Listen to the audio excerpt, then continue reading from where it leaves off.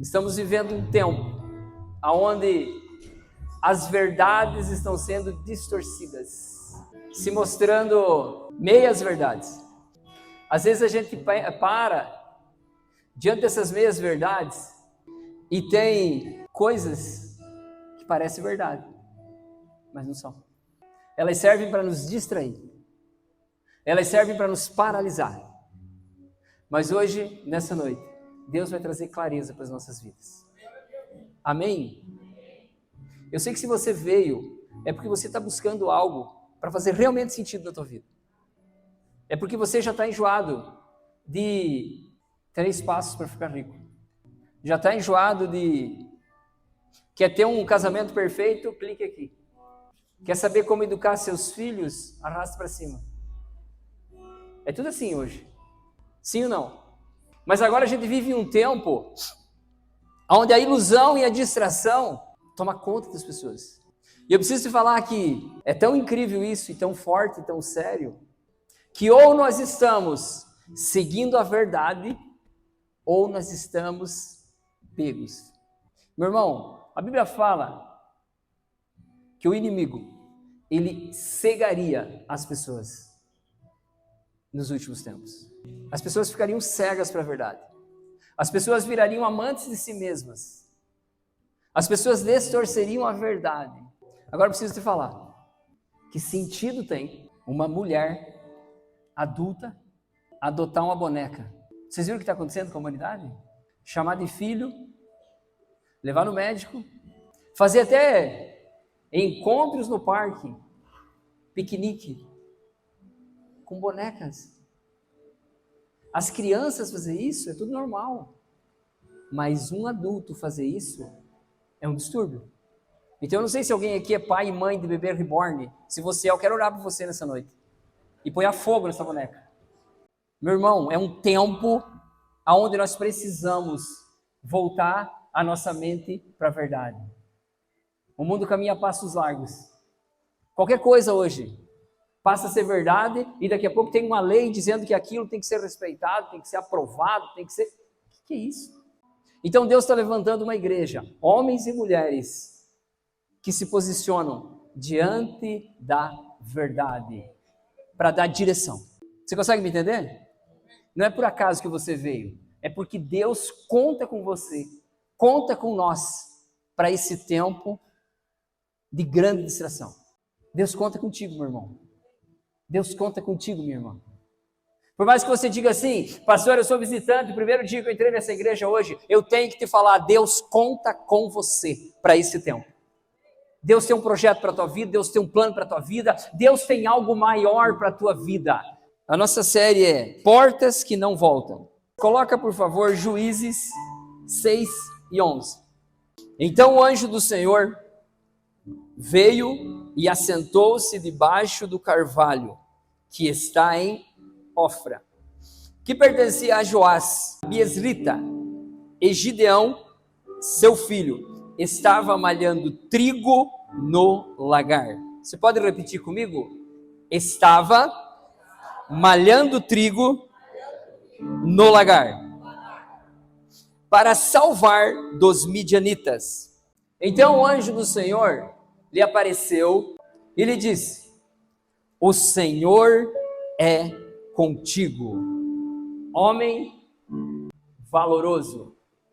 E outra tradução é: o Senhor é contigo, homem valente. Deixa eu te clarear um pouquinho isso aqui. Nós estamos falando em um tempo onde o povo de Israel ele estava totalmente oprimido, ele estava sobre ameaças constantes, sobre perigo constantes, sobre humilhação. Existia um povo que chamava midianitas. Não é o pessoal que trabalha na mídia da igreja. Esses são os da mídia, não são os midianitas, entendeu? Bem claro isso aqui. Midianitas também significa batalha, confronto, povo que confronta, povo que afronta. E olha isso.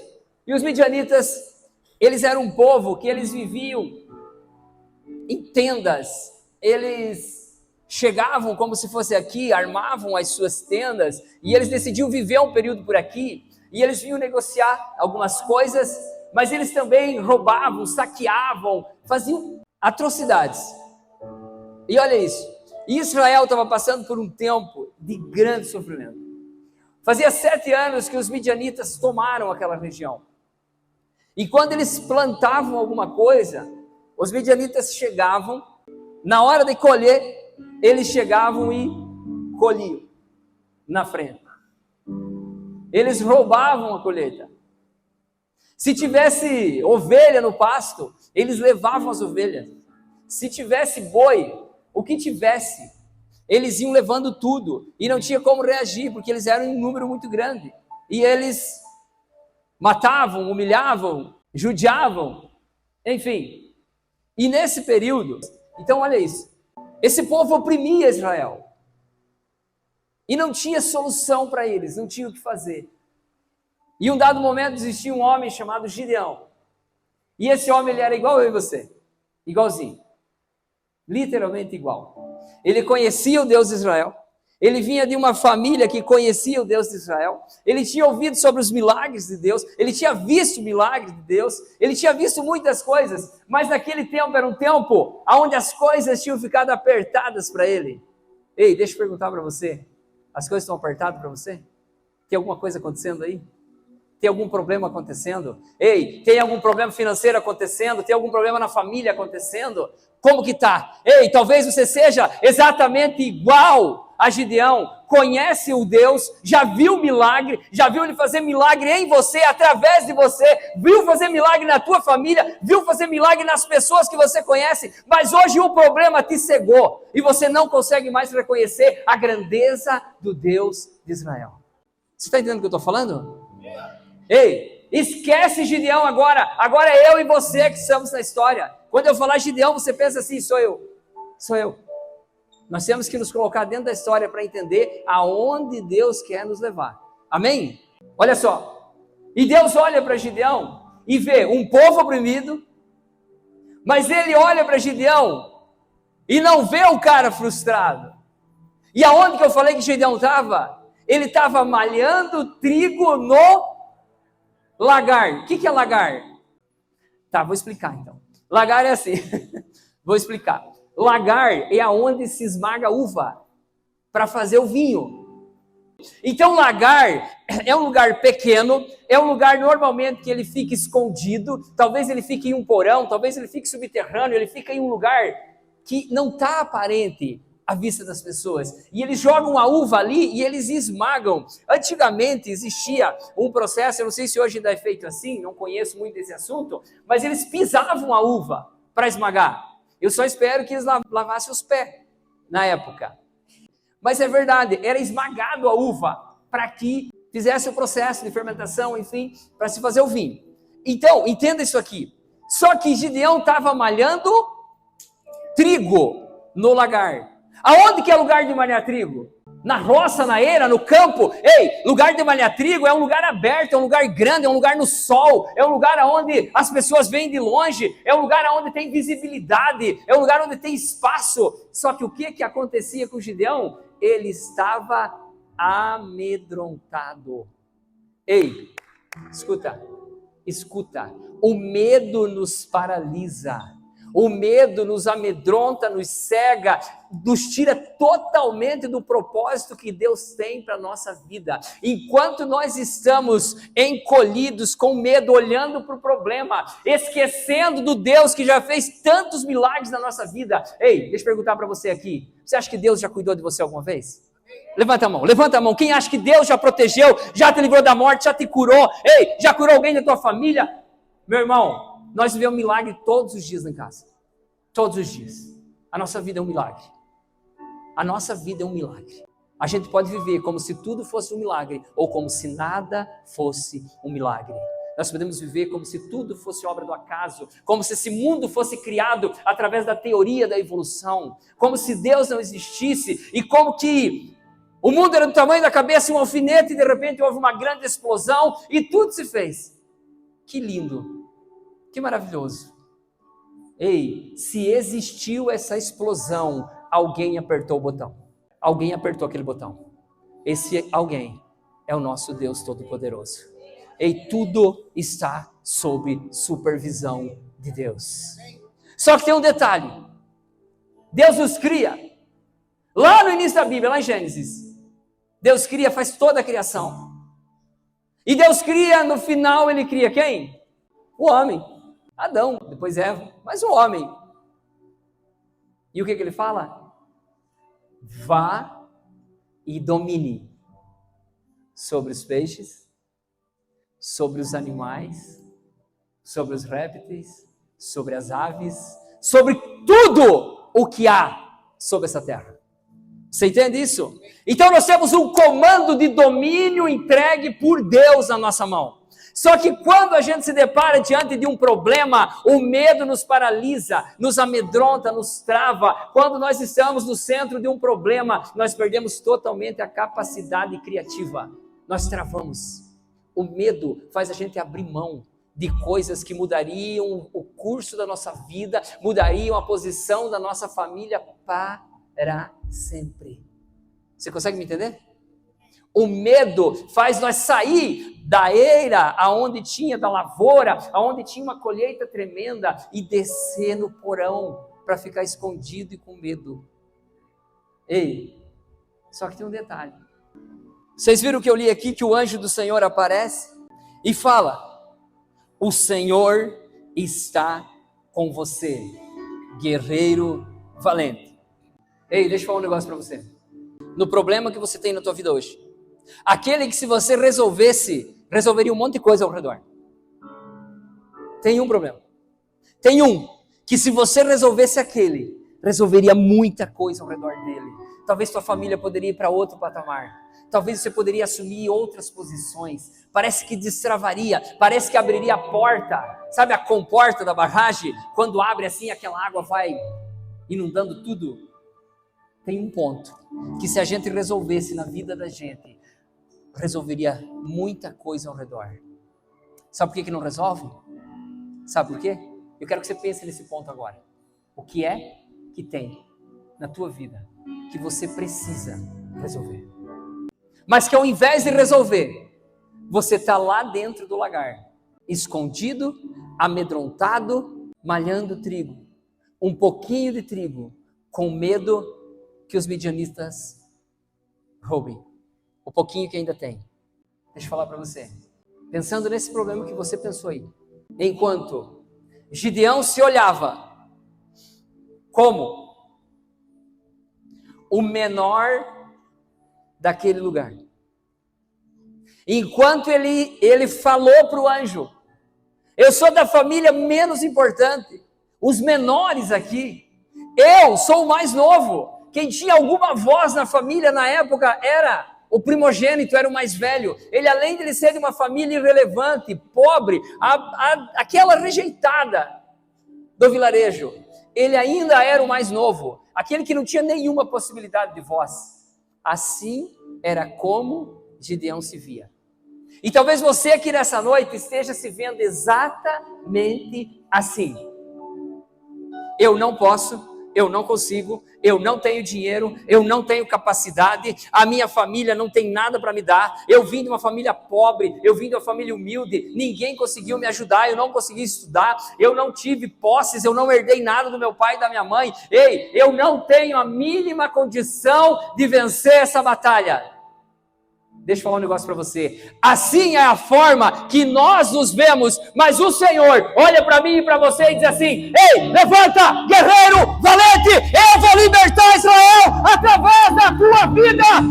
Ei, tem libertação através da tua vida. Se posiciona, olha para o céu. Meu irmão, não é sobre nós. Não é sobre a nossa força, não é sobre a nossa influência, não é sobre o nosso poder, não é sobre o nosso dinheiro. Não é.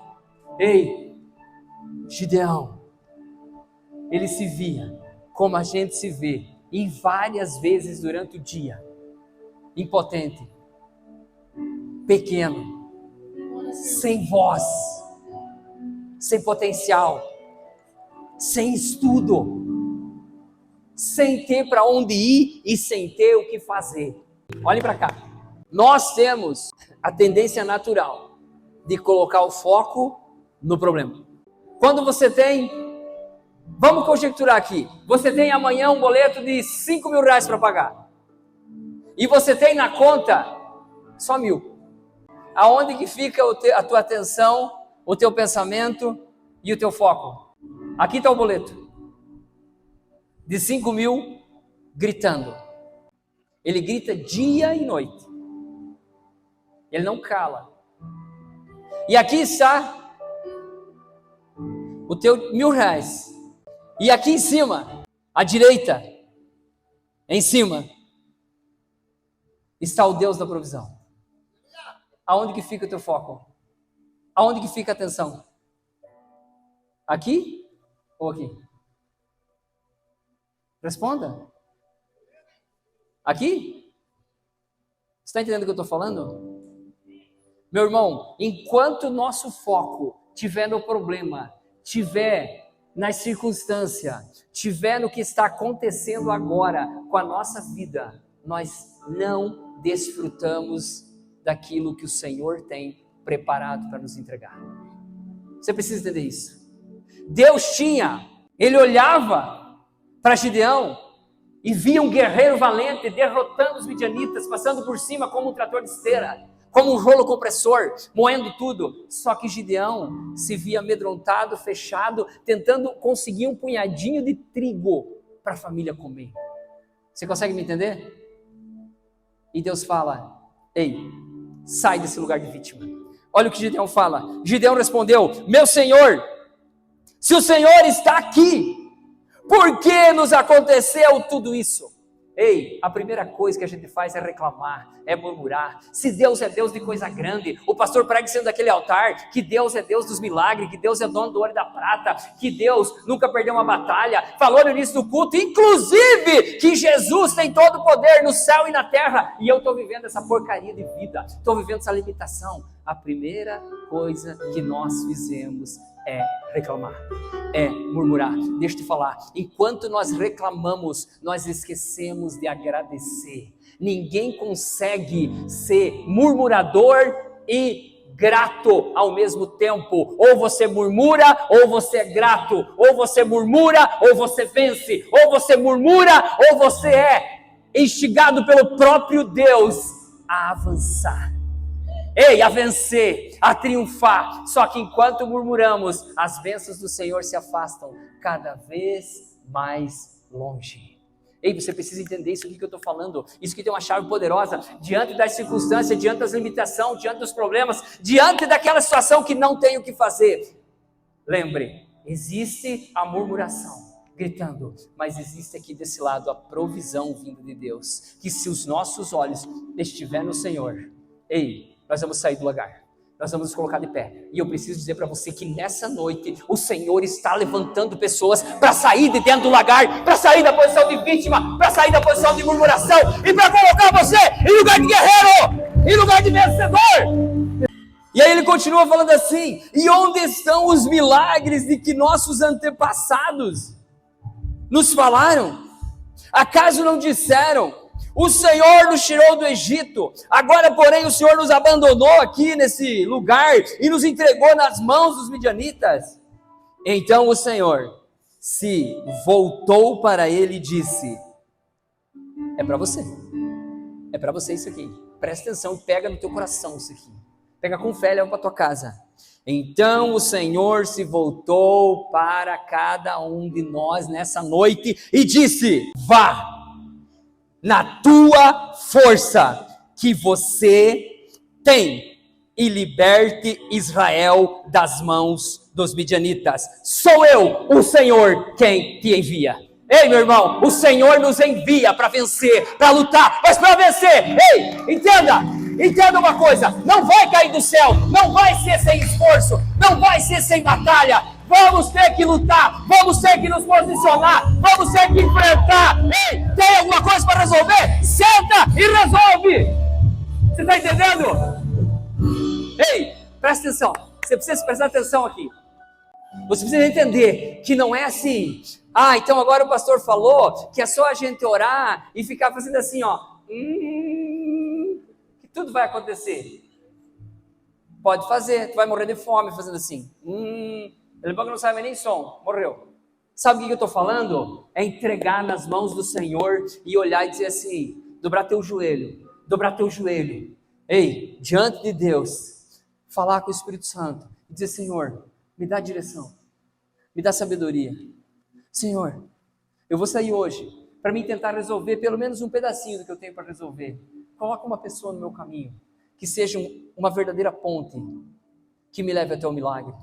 Senhor, eu creio em Ti, eu creio que o Senhor é o Deus da provisão, eu creio que o Senhor é o Deus que falou com Gideão naquele lagar, eu creio que o Senhor é o Deus que o pastor pregou no domingo, é um Deus que tira um amedrontado de dentro do porão de um lugar escuro e coloca ele como um guerreiro valente liderando um exército de vencedores. Ei, eu quero desfrutar disso, Senhor, eis-me aqui. Está entendendo o que eu estou falando? Não é por acaso, não é passe de mágica, não é técnica de coaching. Ei, é poder de Deus. Está entendendo o que eu estou falando? É poder de Deus. Olha isso. Mas, Senhor, como posso libertar Israel? Perguntou-lhe Gideão. E aquela história que eu falei, a minha família é a mais pequena, é os mais fracos de toda a tribo de Manassés, eu sou menos importante. Olha isso, Deus olha para ele, ignora aquela fala dele e diz assim, certamente estarei com você. Não sei se você escutou. Certamente estarei com você. Ei, meu irmão, se posiciona, decida hoje, eu vou encarar aquele problema. E Deus diz assim, se posiciona, decida encarar que certamente estarei com você. Eu irei contigo. Ei, eu te livrarei das mãos dos teus inimigos. Eu sou Deus que nunca perdi uma batalha. Ei, vai vir provisão, vai vir livramento. Vai vir. Receba essa palavra. E você destruirá os midianitas, como se estivesse lutando com um homem só. Sabe o que eu entendo aqui? Sabe quando o problema é bem grande? Sabe quando o problema a gente não tem condições? Pastor, a dívida é muito grande. Não tem a mínima possibilidade que eu ganho hoje dar mal para as despesas da casa. Não tem como. Não tem como. Talvez os credores correm risco de, como a viúva, perder até os filhos. Não é o caso de hoje, pessoal. Mas perde tudo. Já não tem muito e corre o risco de perder tudo.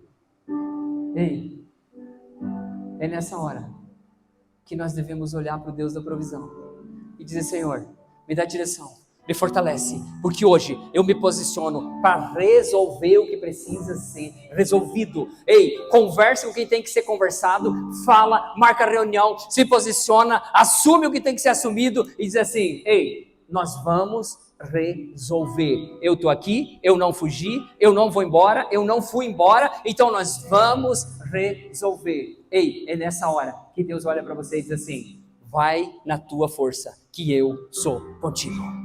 Você me entende? Eu sou contigo.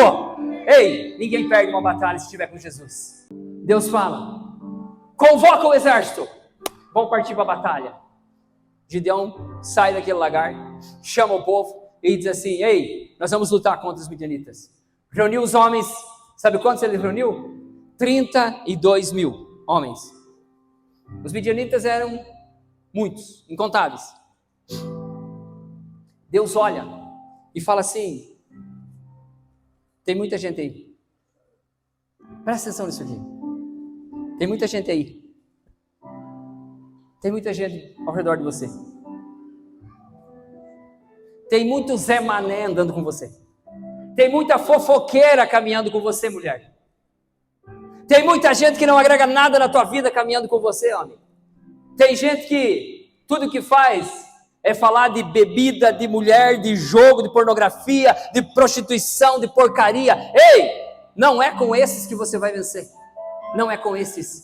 Não é com essa pessoa que te diz assim, mulher, larga desse homem. Não é com esses. Sabe o que Deus fala? Gideão, reúne esse povo, Gideão reúne os homens, 32 mil. Deus fala assim: agora fala que os medrosos, os covardes podem voltar para casa, não precisa seguir na batalha. Gideão dá um comando, fala assim: ó, tem alguém com medo aí? Vaza, pode voltar para casa, pega tuas coisas e vai embora. Se tem alguém com medo, se está amedrontado, se está achando que nós não vamos vencer, ei, nós não vamos vencer mesmo, porque você está levando maldição junto com nós. Sai daqui, está com medo, vai embora. Sabe quantos foram? Tinha 32 mil. Sabe quantos foram? 22 mil. Foi embora. Sobrou 10. Meu irmão, o exército era incontável. Você está entendendo o que Deus está falando com nós aqui? Quem está andando com você? Quem é o exército que te apoia?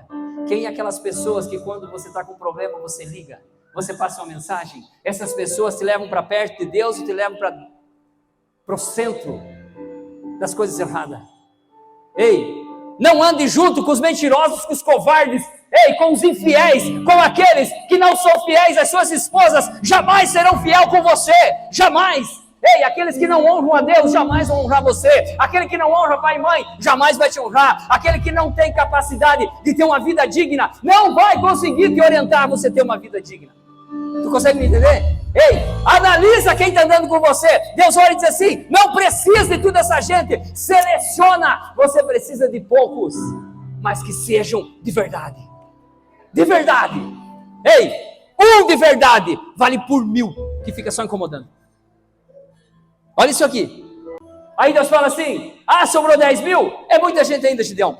Chama esse povo e leva para o rio, manda tomar água. Eles chegam, uns se ajoelham na beira da água, apoiam as mãos no chão e tomam água que nem cachorro, na água. Mas outros, eles estavam indo para onde? Uma batalha.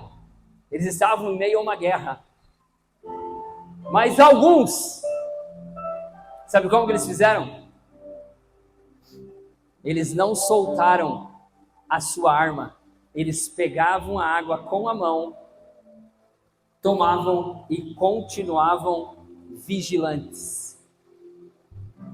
Aqueles que se abaixavam, jogavam a arma de lado, colocavam as mãos no chão e lambia na água do rio. Deus falou assim: agora, Gideão, aqueles que se agacharam e que largaram a arma, manda embora e segura os que ficaram vigilantes.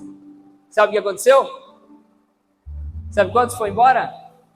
9.700 foi embora. Sabe quantos sobrou? 300. Ei, era um exército incontável, era um exército poderoso. Com os 32 mil já não tinha como vencer. Deus foi selecionando, sobrou 300. Deus falou assim: agora com esses você vai vencer a batalha. Meu irmão, já estava ruim com todo mundo junto. Imagine agora. Ei, me escute. Você está entendendo o que Deus está querendo falar nessa noite? Existem pessoas que só fazem barulho, só fazem número. São pessoas que não agregam nada na tua vida, que na hora da batalha elas fogem. Na hora da batalha elas são egoístas, elas só olham para si mesmo e elas não honram a Deus, elas não estão junto na briga. Ei, meu irmão, esses dias eu recebi uma pergunta: pastor, a primeira célula tinha 8 pessoas, dos 8, quantos ainda tem? A Gia e o Jair, da primeira célula. Outros vieram depois. Você está entendendo o que eu estou falando? A Recomeçar começou com 33 pessoas em Capinzal. Das 33, não sei se tem 10. Alguns, nunca é bastante. Eles vão ficando pelo caminho. Deixa eu falar para você. Aqueles que decidirem permanecer, aqueles que forem fiéis até o fim, herdarão a coroa da vida. Ei, essas são palavras que foram liberadas. Se nós permanecermos fiéis, nós herdaremos a coroa da vida. Então, meu irmão, não queira ter todo mundo, não vai ter todo mundo. Ai, pastor, estão falando mal de mim. Se lixe, pode falar. Ei, se você estiver no centro do teu chamado, vão falar mal de você sim. Nunca vai acontecer algo relevante na tua vida sem alguém falar mal de você. Jamais. Meu irmão, o dia que você estiver no centro do confronto é quando Deus está te tirando daquele lugar de, sabe, aquele lugar de comodismo e te colocando em um lugar onde você vai conquistar, onde você vai influenciar. Se fosse com os 32 mil, eles iam achar que eles venceram a batalha. Como a vitória não vem do homem, mas vem do Senhor. Não interessa o número. Ei, não sei se você entendeu o que Deus está falando. Não interessa o número que está na tua conta hoje. Não interessa o tamanho do problema. A vitória vem do Senhor. Ei, Ele tem vitória para a tua vida. Ei, a vitória já está nas tuas mãos. Só precisa sair do lugar. Só precisa sair da toca. Só precisa se posicionar.